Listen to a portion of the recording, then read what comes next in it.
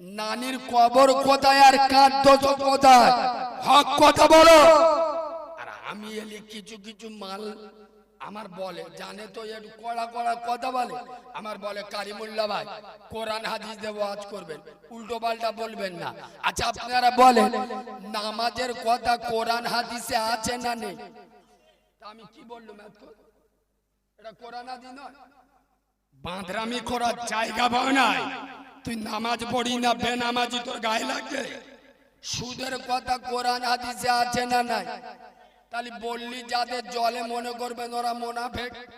আরে হ্যাঁ না, জেনার কথা কোরআনে আছে না নেই? লা তাকরাবু জিনা কোরআনের আয়াত আছে না নাই? যারা পরকীয়া প্রেম ভালোবাসা করে, আমি যদি বলি তোদের গায়ে লাগবে কেন? আরে যে রোগ হয়েছে সেই রোগের ওষুধ দিতে হবে না? আসলে মৌলবীরা এসে এরা বেশি ওই নামাজ আর হারামের ওয়াজ করে না। এ বাবু তুমি উঠে যাচ্ছ, খুব জোর পেয়ে গেছে।